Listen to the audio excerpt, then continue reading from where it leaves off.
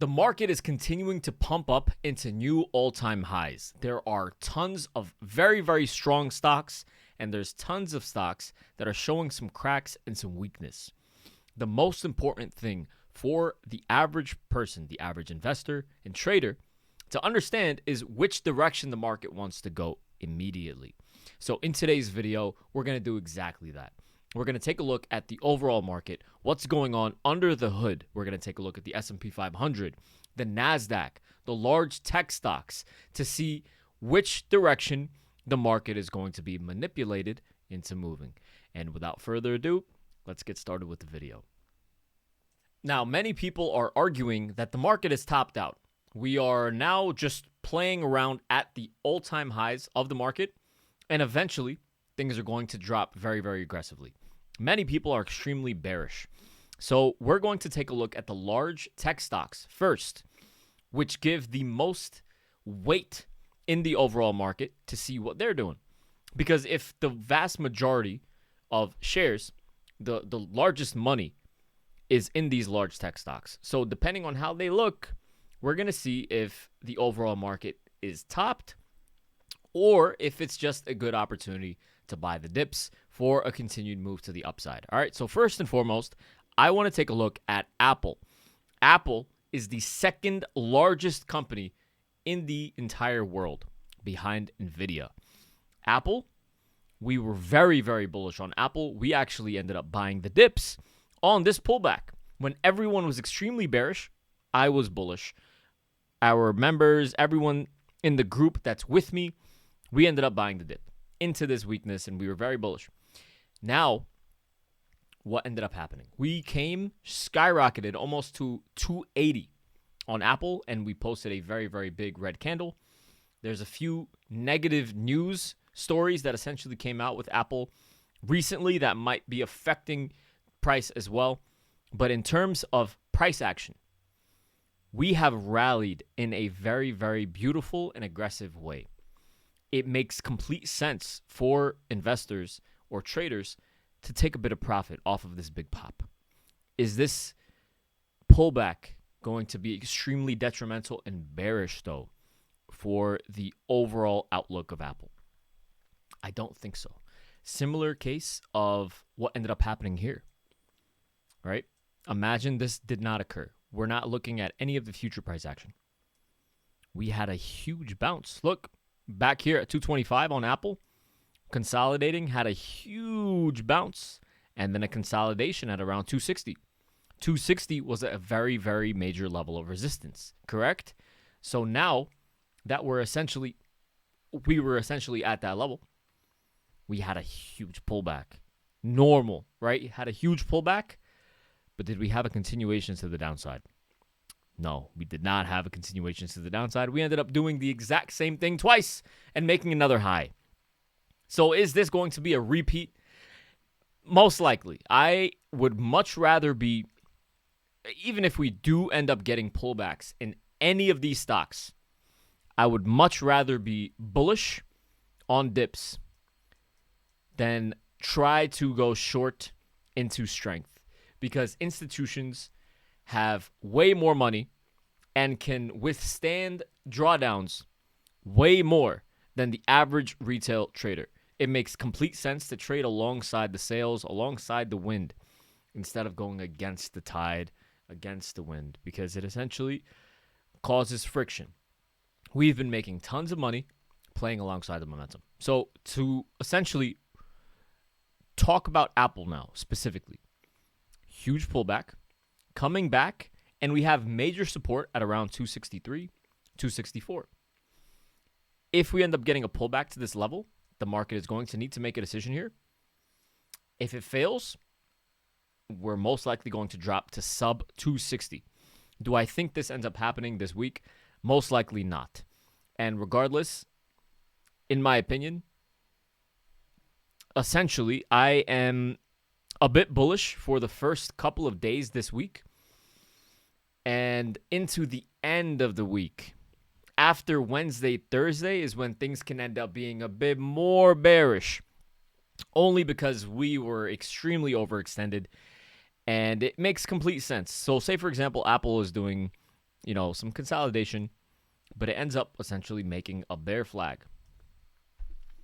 Bear flags are bearish, so we can end up seeing some more weakness into the end of the week after this move consolidates. That's essentially what I'm thinking can happen in the immediate term on Apple. Let's take a look at what the next stocks are. So this is a daily time frame of Microsoft. We're looking at Microsoft because it's also a huge tech company worth trillions of dollars, owns ChatGPT, partnered with basically very, very important stock in the AI department of the world. We were bullish on Microsoft all throughout here. We were very, very bullish on Microsoft. Ended up seeing a pop prior to earnings release up to 550, and it's pulling back, but now it's back to a level of support, back within the range. What is Microsoft showing us? Not extreme weakness, but it's now getting closer to levels of support. Is this an extremely bearish scenario on Microsoft? Not at all, in my opinion, because it's back to a major consolidation level. Where we have had prior levels of consolidation on a stock, when there's been a lot of touches, a lot of buyers and sellers trading within a range, that range, when it gets retested to the downside, ends up being a very important level of support. Support means that the price does not generally drop down lower. So we are back at that level. I would be surprised to see the Microsoft drop below 506, 505. We could end up falling back within this range between 505, 515. I would be surprised to see it drop even further below. That's my thought process on Microsoft. We dropped, how much did we drop already? 7%. We could drop a total of even 8 to 9, 10%. But regardless, even above 490, 495, all of these are good opportunities, in my opinion, to end up looking for a bit of a bottom and longing. The end of this year into the beginning of 2026 is going to be bullish, in my opinion. And this is just a good opportunity to wait for some more weakness to look for dips to buy. And one of my favorite stocks that I really want to look for a dip to buy is Meta. And we're going to take a look at Meta next. So this is a daily time frame of Meta. Meta recently dropped how much? Recently dropped 16%. We have major support at around 630. This 630 purple line right here was a major level of resistance and a major level of support for almost over a year now. So us coming back to this level is very, very important. I am really looking to buy dips on Meta soon, specifically if it can drop below and retest within the 615 to 630 level. Tomorrow or sometime this week, that would be absolutely fantastic. I really want to go long Meta. Primarily is because we dropped so heavily. Meta is a very important company, one of the largest tech stocks, and it has a lot of upside potential because we are currently trading outside of the lower level of the Bollinger Band. When we trade outside of the lower level of the Bollinger Band like this is the Bollinger Band, this indicator. When we're trading outside of this level for so long, opening and closing outside of that level, it shows extreme overextension to the downside. When there's extreme overextensions to the downside, price wants to revert. When there's extreme overextension to the upside, price wants to revert. But it's much easier to play the bounce on weakness than it is to play the top on shorting. So Meta is getting to this level of support. We dropped almost 16%. Is this now the time to really go short? Absolutely not. So if this isn't an amazing spot, you have to look at it in terms of that. If this is not an amazing spot to end up going short, it becomes a better spot to go long, right? So if it becomes a better spot to end up going long on dips, what should end up happening with price action? We should end up bouncing a bit. So that's why I'm looking at good opportunities or a good time to go long soon on Meta. and if Meta is getting close to a level of support. So now we're going to wrap it all together, right? So what did we just look at so far? We looked at Microsoft getting close to a level of support. We looked at Apple being close to all-time highs. And we're looking at Meta getting close to a level of support. These are all three instances that are more bullish than they are bearish. Because if something is getting close to a level of support, sure, we'll have like another day or two of weakness. That's completely doable. But once we get to that level of support, the stock will end up bouncing. And if enough of these large tech stocks end up bouncing,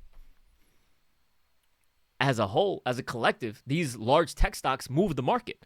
So if a lot of these stocks end up bouncing or continuing to show a lot of strength, such as Apple, the market in general should be bullish. So that's what I'm looking at on Meta. It's interesting. Really, really like it soon.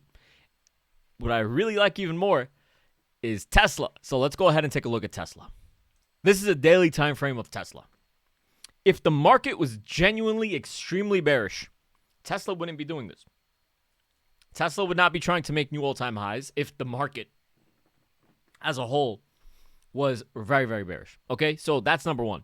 So with Apple and Tesla, they're basically trading very close to their all-time highs. Apple just skyrocketed up to 280, got a bit of a pullback.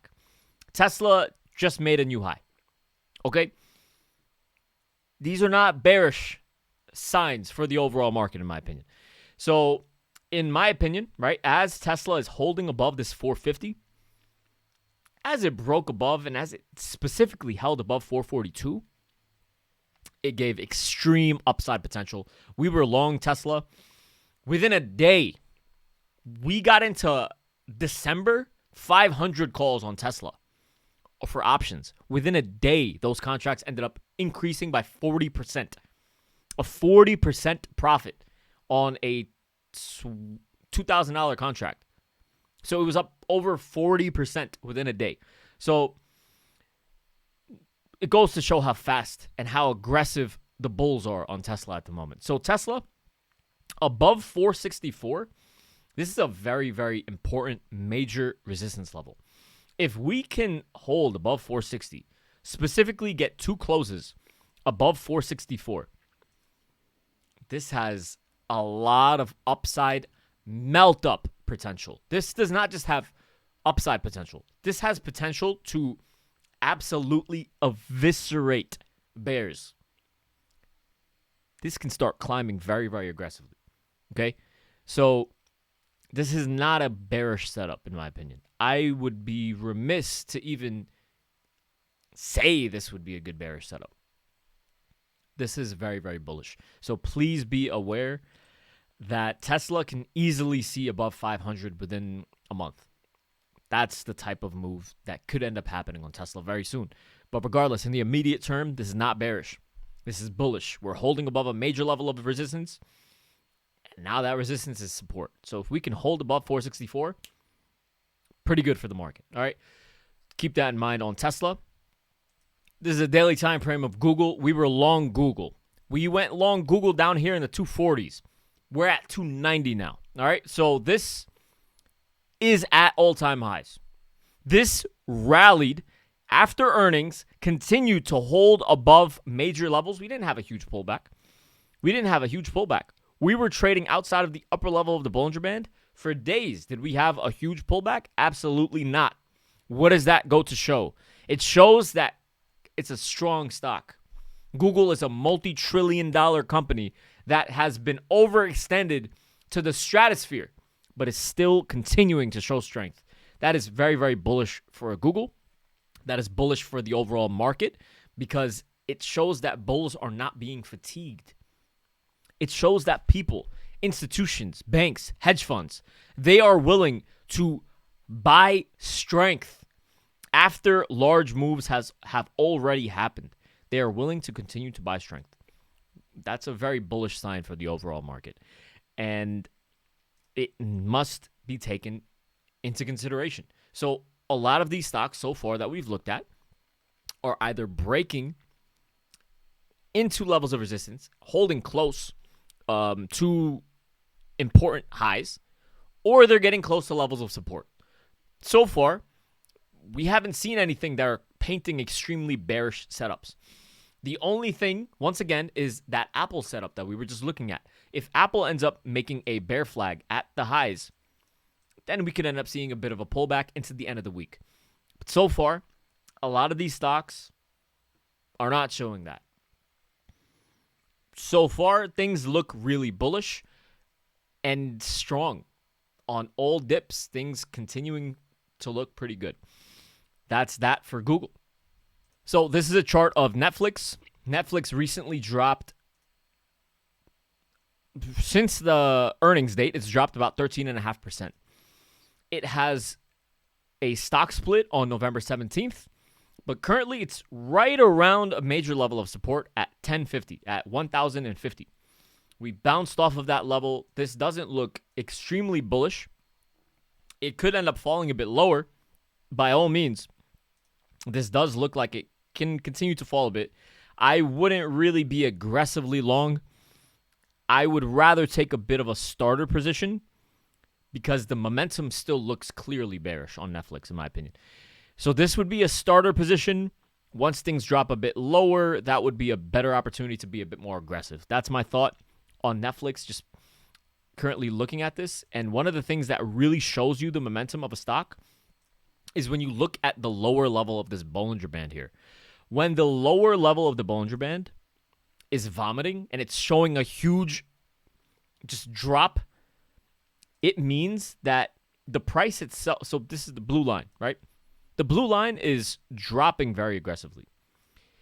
When it is dropping very aggressively, it means that the price of Netflix can continue to drop, but we will not be algorithmically overextended to the downside. That shows that we can continue to drop very, very far lower without it ever giving a technical inclination to aggressively bounce. So if Netflix's Bollinger Band was tightened, right? Or if it was not, falling lower and instead it was curling upwards. If the lower Bollinger Bands were curling upwards, that would mean that a sharp move to the downside would cause us to be trading outside of the lower bands. When a stock is trading outside of the lower bands, that is potentially bullish for the stock. It means that the stock wants to rebound because banks and hedge funds are praying for these amazing large tech stocks to be trading outside of the bands like this. So when a Bollinger Band is pointed straight downwards like this, that is a worrisome signal. So as long as we're holding above 1050, this is still a very major level of support here. As you can see, prior resistance becomes support, and we can bounce off of this level. It's starting to show some sort of a sign of a bottom. And this is a very, very important level. Getting close, the momentum is still bearish. There's still some more room to the downside, in my opinion, on Netflix. Next, let's take a look at Amazon. Amazon is a huge, huge winner. We were long Amazon into the earnings. I alerted Amazon. I told people Amazon would bounce very aggressively. Anyone that was holding Amazon in my group, I was like, just don't worry about it. It's going to bounce. It's going to bounce, and it did. It ended up beating earnings and ended up gapping up again after earnings over the weekend. So as you can see, it's trading outside of the upper bands, right? When you are trading outside of the upper bands, it becomes much harder to go short because institutions are the ones propelling this strength. When you are trading outside the lower bands, it becomes so much easier to go long. The only issue is that when there's earnings, when a stock drops very aggressively due to earnings, that's the only sort of issue in terms of earnings or news. Those are some of the only times where it becomes a bit difficult to catch a bottom. But right now, Amazon is really, really aggressive. Amazon is almost certainly going to see above 270. potentially within this month. I really don't, I would not want to be newly long up here. 250 is a very major level of support. The 248 to 250 level is a very, very important level of support now because we're in the sky. Amazon is trading in the sky right now. You don't want to be newly long. Wow, Amazon, you could, but you have to expect pullbacks. So Amazon currently, we could continue to rally, but my money is getting a bit of a pullback. It would be healthy at this point because we had two massive gap ups. It would be a bit healthy for Amazon to get a bit of a pullback for a continued move to the upside. But to be extremely bearish and think, oh, Amazon's going to retest 230. What about this move would incline someone to even think that? So that's my opinion. I don't think that we get a huge move to the downside. Amazon is showing, yeah, we might get a pullback for a bit. We might consolidate here. Give some time for the Bollinger Band to catch up. But this is not an automatic reason to just throw shorts. Like, oh, wow, Hamid, we're trading outside the upper bands. Should we just swing short? Not really. We could lean short for a day trade tomorrow, maybe. But in terms of swing trading, I would much rather be long Amazon on dips. So Amazon, another one. Really, really strong. Speaking of strong, we haven't even looked at the chips. So let's go ahead and do that. Let's take a look at the chip stocks. All right, first and foremost, let's just go and straight take a look at all of the large chip stocks. ARM, what is ARM doing? It's consolidating basically at highs. Is this very bearish? Absolutely not. Let's take a look at Qualcomm. Recently had extreme bullish news, right? Qualcomm holding above 178, holding pretty well after a huge move to the upside. And it's consolidating. Is a consolidation after a huge move to the upside bearish? Absolutely not. Let's take a look at AMD. What is AMD doing?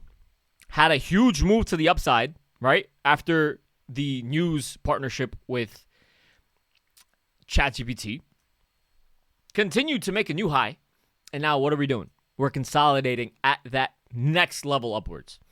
The upper Bollinger Band is tightening up. The price itself, we are basically creating a bull flag at these highs here. This is not extremely bearish. This is not a time to be extremely bearish on the market. And now let's take a look at the big kahuna. The most highest valued stock in the stock market history, Nvidia. Currently over $5 trillion market cap. Historic numbers.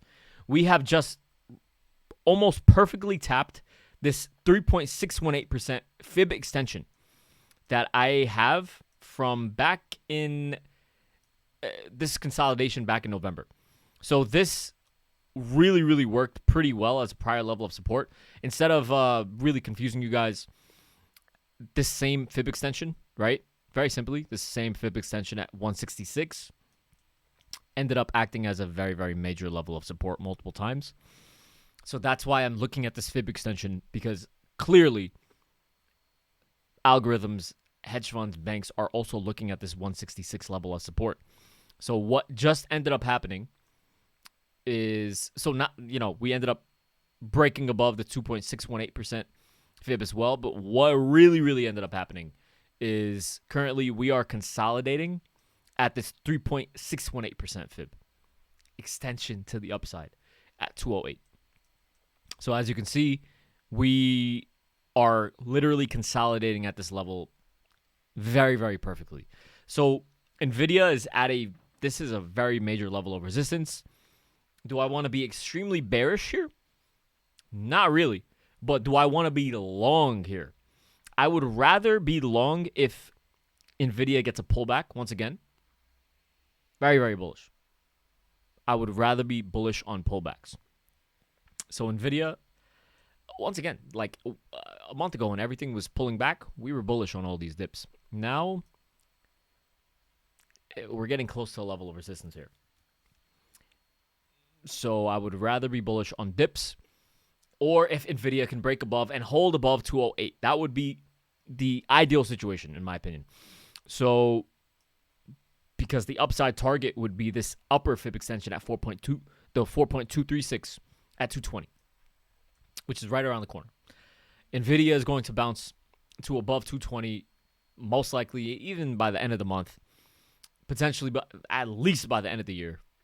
Tesla is going to hit over 500, 520 as well. There's a lot of upside. So I would not want to be extremely bearish into strength. I would rather be bullish on dips.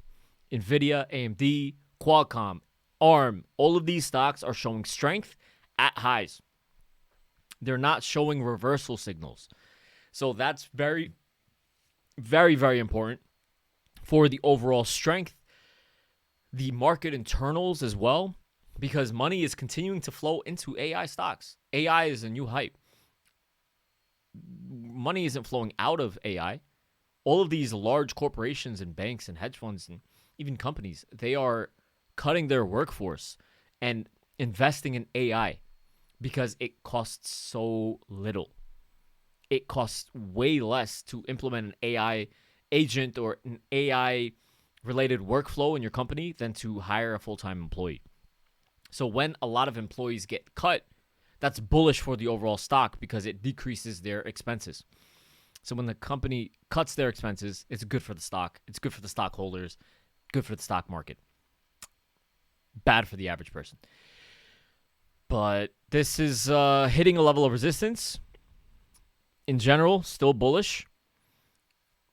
It's really, really interesting what's going on with the overall tech stocks. So this overall, what did we see so far in the overall tech stocks? Apple, Tesla, Nvidia, Microsoft's getting close to support. Meta is getting close to support. Netflix is getting close to support. Google's at all-time highs. Amazon's at all-time highs. Should be getting a bit of consolidation. As a whole, is this extremely bearish? Not so much. It's way easier to just lean long, in my opinion. So that's what I'm currently looking at with these large tech stocks. So this is a daily time frame of the QQQ. And this is a fib extension from August 2025. All right. Not only were these levels acting as levels of resistance and support, the fib extensions. All right. Just don't get confused by all the colors. Just look at this chart. What's interesting is, number one, we fell below the uptrend line, right? So this uptrend line from last year, we just reclaimed it, right? We reclaimed this uptrend level. It's currently holding as support, but we are now failing at this 4.236% fib extension. So we were just looking at the fib extension on Nvidia. We are now at that level as well, and you can see that it fell almost on the dot perfectly on the NASDAQ fib extension here. Is this an automatic reason to be bearish? No, not so much. I would rather, once again, I would rather way easily be bullish on dips than try to short this strength, okay? Another thing that you can do is if we get two closes below this trend line, then we should continue to fall a bit lower. But until that happens, regardless of how far lower we go, all of these are dip buying opportunities, in my opinion. So keep that in mind. We're tapping into a level of resistance, but we're still creating bullish structure. This is still bullish structure. This is creating a bull flag into all-time highs at a fib extension. If you did want to see new highs, this is what you would want to see the market do. You would want it to consolidate a bit into these levels, 626 to 630. We didn't even break below. We couldn't even retest strongly below 630 today, which is very interesting. So I would still, even anything above 624 is still bullish. And it still should continue to rally, in my opinion. But the overall tech stocks look bullish, or they might have 1 or 2 days where they could get a bit of a pullback. All in all, still looks really bullish for the overall tech stocks. as a whole. And the NASDAQ, of course, is the tech stocks. So that's what I'm currently looking at on the NASDAQ. The SPY, this is another fib extension this is a daily time frame of the SPY. We took the fib extension similar as we did with the NASDAQ from August. We are right at the 3.618% fib extension, and we ended up pulling back right at that level. We didn't get a close above this level, and it held as resistance very, very perfectly. So what's currently happening on the SPY? We're holding above support. Okay, so there's two ways to look at this right now. We are creating a bear flag, which bear flags are bearish. They should be pulling back. But what's happening right now is we're holding above support. That's the most important thing to look at, is because when the market is strong, when the market is in an uptrend, you don't want to have a completely bearish outlook on everything. It's so much easier, less stressful and painful to just lean long at levels of support. So once again, the most important level of support currently is going to be 678. Below 678, we're most likely going to see 673. Can you imagine what would happen to the overall market and what people would start thinking if the SPY dropped 1.5%? People would be like, oh, yeah, that's it. We're going to see 650. Right? Potentially, that's the mindset that people are going to have, right? Is if we break down lower on this bear flag and end up retesting 673, 674 area, why stop there? Why stop there? We might end up getting a bounce to 678. Awesome. But then people are going to try to reshort this. People that didn't short up here are going to try to reshort this. And then from here, it could end up dropping even lower. On every one of these drops, on every single one of these drops, I am going to be buying the dip. Okay? I just want to make that very clear. I'm going to be buying the dip on every single one of these drops. And it's very important to understand which direction the overall market wants to go. The market wants to continue to rise. So that is very, very important. And just to really, really drive it home, this is the weekly time frame. Wow. Very dirty chart. But this is the weekly time frame. Let's clean this up. Just to really show you guys. We are continuing to gap up. Okay? Does this look like a setup that within a month is going to retest all of this? It would have to take like a really, really drastic. It would have to take something very, very drastic for this weekly time frame to start painting very, very bearish candles. Okay? It would, I mean, and then even then, it would just be what? 5% drop. So it would take a lot, because this amount of buying pressure is not to really be played with. But I would much rather like to see a bit of a pullback. I wouldn't mind it, because, you know, it would just make things easier to just go long. And once again, we're just going to continue to really, really look for good long opportunities. We looked for longs. We went long in these tech stocks. We went long on the SPY. We bought into SPY 700 calls. Down here in the 650s, 660s. Shot up 80, 90%. We went long NASDAQ. We went long Google, Amazon, Tesla, Apple. So I wouldn't mind us getting a bit of a pullback. But my point is that we went long down here. We went long into weakness. If I do enter long, it's going to be very... If I do enter long at these highs here with new positions, those are going to be much more risky, because the move to the upside has already happened, and smart money is going to be looking to take profits. When smart money wants to take profits, what ends up happening to the stock? The stock ends up dropping. So you don't want to be heavily invested long when people are going to want to start taking profits. So we are at the 688 level of resistance here.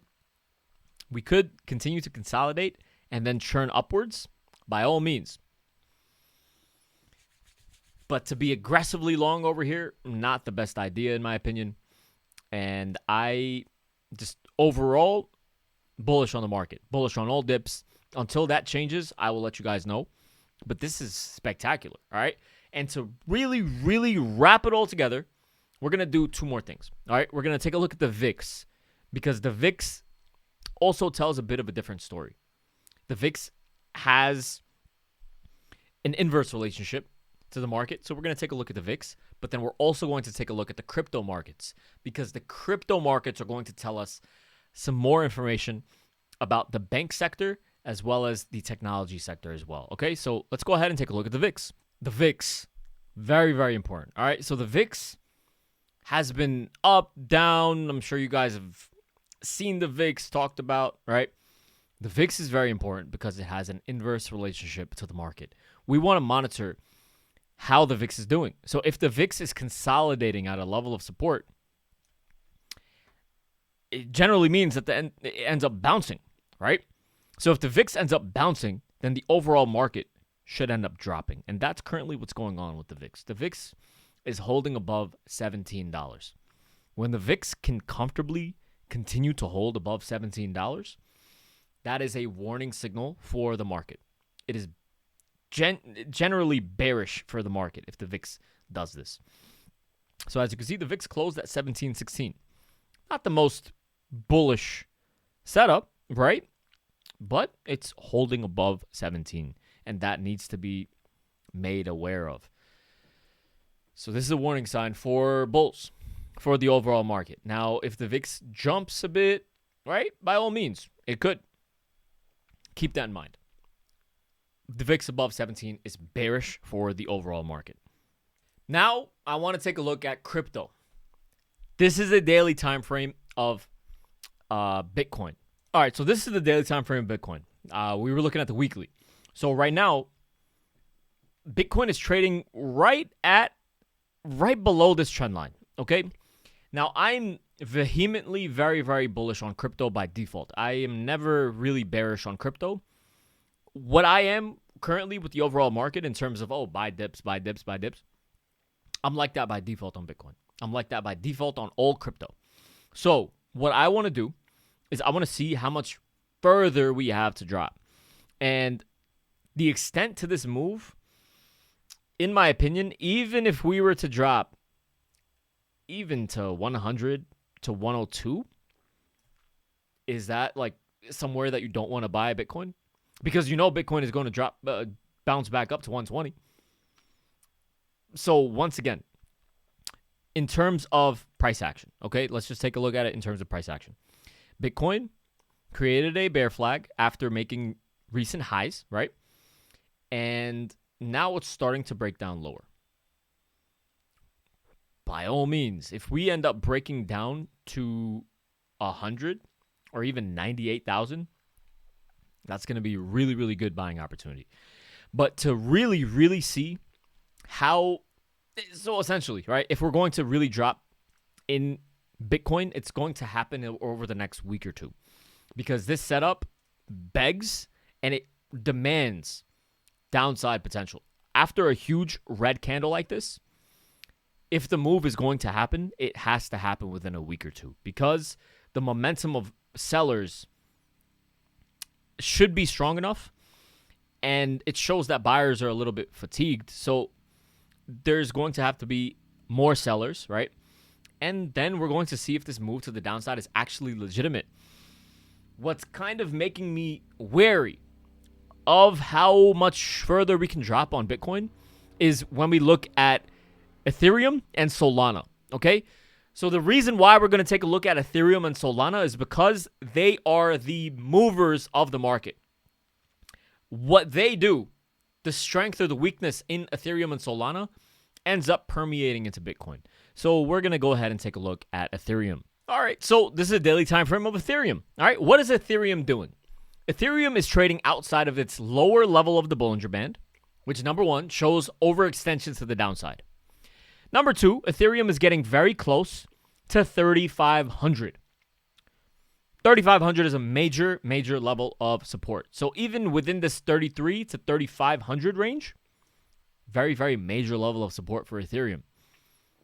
We could end up getting a bit of follow through to the downside, which could end up leading to a very, very strong move to the downside. But Ethereum is already down 8.5% in just today from the most recent highs at the end of October.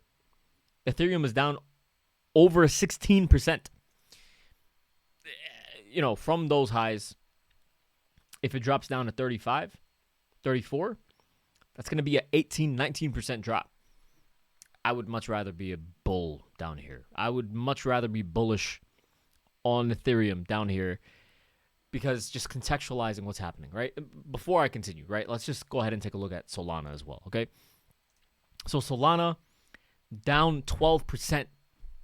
Down 12% today. What is going on with Solana right now? Also, similarly, trading outside of the lower level of the Bollinger Band, which ends up leading to a bit of a bounce, okay? We could end up consolidating, making another low. Spectacular. But how much lower is this going to end up going? From the most recent highs, a drop, we've already dropped over 20%. Solana's almost down over 20% already. If we end up dropping to 150, that's going to be almost a 30% drop in Solana.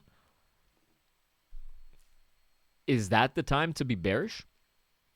Is this the time to really be bearish on Solana? Is this the time to be bearish down here? No, because the upside potential is huge. So yes, there is a bit more room to drop. We could drop another 10, 15%, right? Right now, from where we are right now, we could drop to 140. That would be a 15% drop. Boo-hoo. Okay? But from all of this, say we drop to 155, we have all of this upside potential. We have all of this upside potential to break back above 200, to break back into 250. So we have a 15% drawdown from right where we are now in exchange for over a 50, 60% gain. That's a 3-to-1 risk-reward ratio. And with that being said, the weaker the market continues to be, the better the dips are going to be on crypto. So once again, what are we looking at? Crypto is important because it shows the inner financials of the banks and the hedge funds. They are invested in crypto. They are the biggest holders of these companies as well. So if there's a bit of a sell-off and we're getting close to levels of support on crypto as a whole, that's bullish. That's bullish. It's not as if we were painting, we're breaking below support. Okay, that's not extremely bullish, right? It still shows that there's potential bearish momentum, right? But we are very far overextended to the downside. And there is maybe another, maybe even 10% drop in Solana available. Overall, these are good buying opportunities to buy the dips. Overall, the overall market, what are we looking at? The large tech stocks, they're showing strength or they're getting close to major levels of support. Solana, Ethereum, Bitcoin, same concept. We looked at the chips. Chips are at all-time highs. They're showing a lot of strength. So this is not an immediate warning signal for the overall market. We have been seeing a lot of insiders selling, right? A lot of insiders, C-level executives, people that own shares, they're directors in the companies. Everyone is selling, right? Because we are at all-time highs. People want to take profit. So that is something to worry about. And the other thing to kind of worry about is the VIX, because the VIX is still holding above 17. So if the VIX continues to hold above 17 and base out and create support, it could end up popping. So if the VIX ends up popping, the market should drop. So regardless, things are bullish. Things are overall bullish on the overall market. The market momentum is still bullish. You don't want to be a hero. You don't want to try to catch the top because buyers can continue to step in. And that's what's essentially happening with the overall market. I hope you guys enjoyed the video. Please make sure to like, comment, subscribe, do all that good stuff. And I will see you guys tomorrow. Have an amazing rest of your day. Take care.